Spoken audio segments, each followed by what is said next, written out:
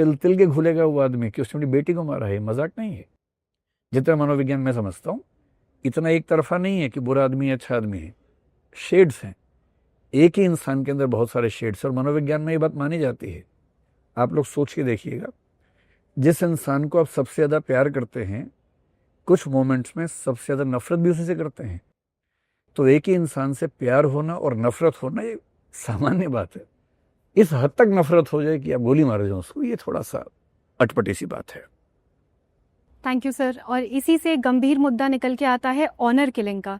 जैसे हम बचपन से सुनते आ रहे हैं कि ये मत करो, वो मत करो, जात बिरादरी के लोग क्या कहेंगे, समाज क्या कहेगा, और एक दिन उसी समाज की बात में आके एक इंसान गलत कदम उठा लेता है, ऑनर किलिंग कर देता है। तो इसमें असली दोषी कौन है? वो इंसान जो ये कदम उठा रहा है या फिर वो समाज जो उसको उकसा रहा है? लीगल एंगल से देखेंगे तो दोषी वही है जिसने गोली चलाई है या तलवार चलाई, चाकू चलाया। कानून ये मान के चलता है कि 18 साल से बड़ी उम्र का व्यक्ति फ्रीडम ऑफ विल रखता है।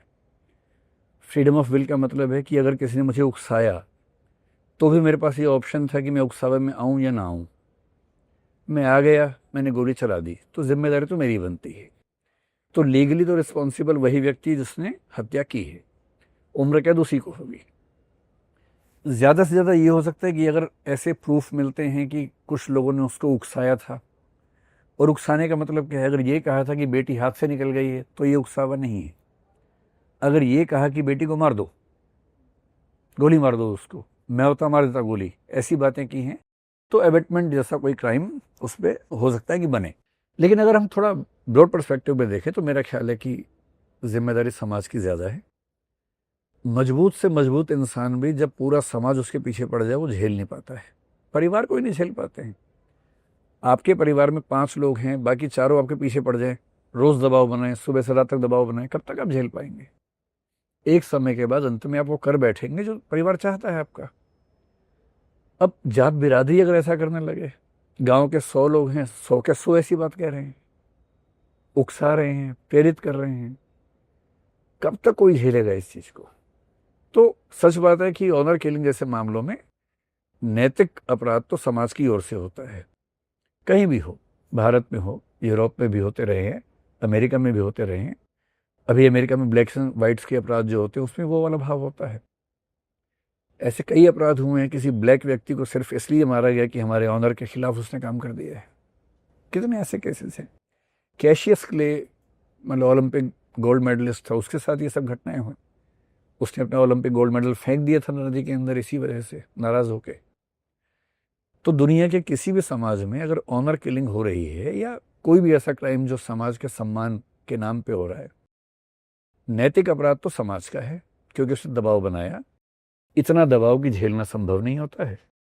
पर हाँ, जो एग्जीक्यूट करेगा क्राइम को फ्रीडम ऑफ विल के तहत अपराधी माना वही जाएगा, सजा होगी उसी को। Thank you sir. हमारे ऑडियंस में भी सबके पास बहुत सवाल हैं, तो एक एक करके हम सबके सवाल भी ले लेते हैं। सर, मैं ऐसे ही 1-2 मामलों पर आपसे बात करना चाहता हूं, जो कि हाल के दिनों में बहुत चर्चा में रही हैं, और इन घटनाओं ने लड़कों को बहुत डरा दिया है। अच्छा, तुम डरे हो? नीला ड्रम? हाँ, कुछ ऐसी ही घटनाएं हैं। हम बताओ बताओ क्या डर है? जैसे कि अगर हम बात करें, पहली घटना इंदौर की है, जहां हनीमून के बहाने एक पत्नी अपने पति की हत्या करती है या करवाती है। वहीं दूसरा मामला मेरठ का है, जहां एक महिला का पति विदेश से अपने परिवार के साथ रहने के लिए वापस आता है और पत्नी अपने प्रेमी के साथ मिलकर बहुत ही बेरहमी से उसकी हत्या करवा देती है। अगर ये घटनाएं देखेंगे तो क्षणिक आवेग में नहीं हुई हैं, बल्कि हमें देखने पे ही ऐसा लगता है कि ये पूरी प्लानिंग के साथ की गई। ऐसी घटनाओं के पीछे क्या कारण हो सकता है, इस पर आपकी क्या राय है? साथ ही हम यह भी जानना चाहेंगे, इन घटनाओं को हम रेयर इंसिडेंट्स मानकर हमें भूल जाना चाहिए, या इन घटनाओं के माध्यम से भविष्य का कोई सोशल ट्रेंड देखा जाता है? अच्छा, तो यही कि रेयर मान के भूल जाएं। कितना दिल में लेके बैठोगे इन सब बातों को? ऐसी घटनाएं पहली बार हो रही हैं ऐसा एकदम नहीं है। ऐसी घटनाएं हमेशा हुई हैं। जब से समाज बना है तब से ऐसा हो रहा है। पुरुष पत्नी की हत्या करे तो हमें खबर नहीं लगती, हमें लगता नॉर्मल बात है, तो हम शोर नहीं मचाते हैं। पत्नी ने पति की हत्या की तो शोर ज्यादा मच गया। सबको लग रहा है कि कलयुग, साक्षात कलयुग आ गया है तो बुरा ही, कलयुग ही है। पर ऐसी घटनाएं मेरे ख्याल से जब से समाज बना तब से लगातार हो रही है, कोई बहुत नई चीज नहीं है।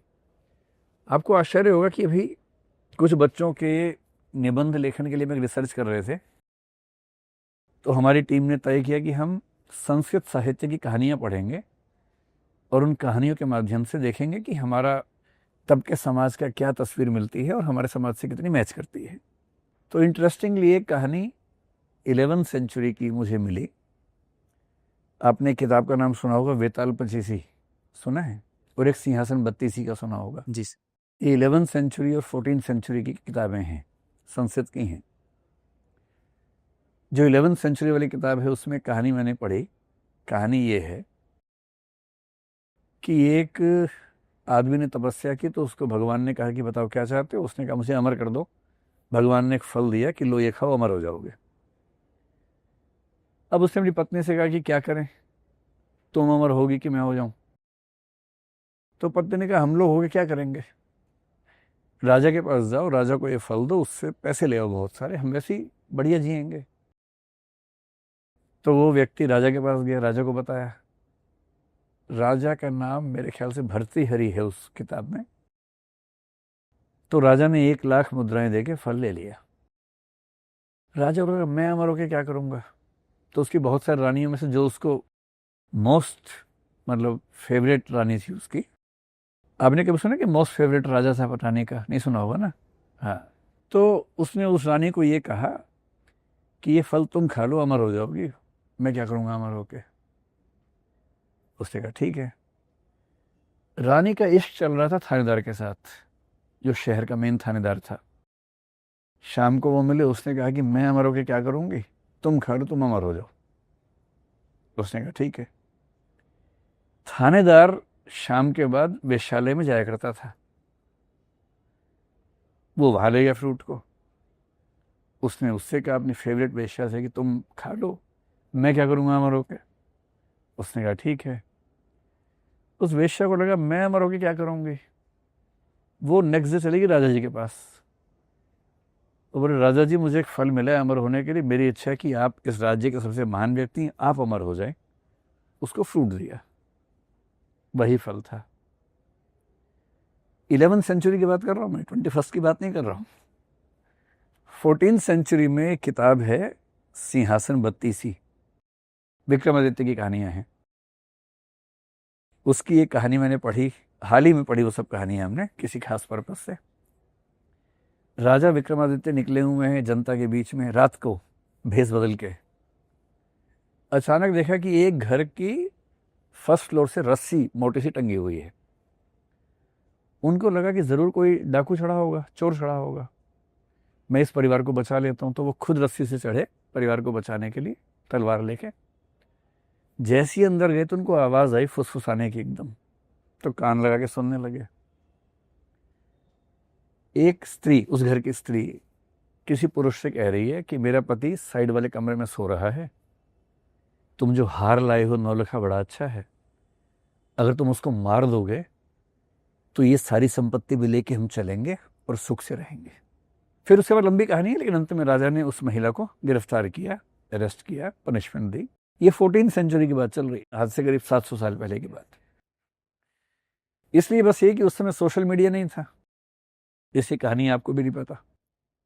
आज सोशल मीडिया है, शोर ज़्यादा मचता है। और एक बात उसूल के तौर पे समझ लेना है, जो चीज़ मीडिया में ज़्यादा आ रही है इसका मतलब है कि समाज में कम है। जो समाज में ज़्यादा है वो न्यूज़ बन नहीं सकती। न्यूज़ के लिए ज़रूरी है कि आश्चर्य का एलिमेंट होना चाहिए कि ये क्या हो गया। अगर कोई आपसे कहे कि आज सुबह सूर्य पूर्व से निकला, ये न्यूज़ है, अब देखेंगे न्यूज़ कभी? नहीं देखेंगे ना। पर पश्चिम से निकल गया, सब देखेंगे। न्यूज़ का मतलब है कि उसमें सस्पेंस, रोमांच, नयापन, कुछ अजीब सी बात होनी चाहिए। तो जब तक महिलाओं की खबरें आ रही हैं इसका मतलब है कि महिलाएं कम हत्या कर रही हैं। पुरुषों की खबरें ज़्यादा नहीं आ रही हैं तो इसका मतलब पुरुष ज़्यादा हत्याएं कर रहे हैं। आपने कहानी सुनी नहीं होगी, 1 महीने पहले की, मैं आपको सुना देता हूँ, लगे हाथ। फरीदाबाद में एक पुरुष ने अपने 4 बच्चों को ट्रेन के नीचे मार दिया। 1 महीने पहले की बात है। बच्चों की उम्र क्या है? 2 साल, 4 साल, 6 साल, 8 साल। अपनी पत्नी से ये कह के निकला कि मैं बच्चों को पार्क में लेके जा रहा हूँ। रेलवे ट्रैक पे लाया, बच्चों को बिठाया, चिप्स दिए, कुछ मीठा खाने को दिया, और इस तरह से खड़ा हुआ कि ट्रेन आते हुए ना दिखे उन्हें। चारों बच्चे मर गए। क्यों मर गए? क्योंकि उसे शक था कि उसकी पत्नी ने धोखा दिया उसको। आपने न्यूज़ पढ़ी भी नहीं होगी, कहीं सुनी भी नहीं होगी। 4 बच्चे मरे हैं, 4, एक की बात नहीं कर रहा हूं। ऐसी न्यूज़ पे शोर नहीं मचता ना, आश्चर्य ज़्यादा नहीं होता है। तो सीधी सी बात है, आउट ऑफ प्रपोर्शन किसी बात को बढ़ा देने से ऐसा नहीं कि चीज़ें बदल जाएंगी। ये बात सही है कि महिलाएं अपराध की दुनिया में पहले से ज़्यादा सक्रिय हुई हैं, इस पर कोई किंतु परंतु नहीं है। और ये बात हवा में नहीं बोलनी है हमें तो डेटा देखना है।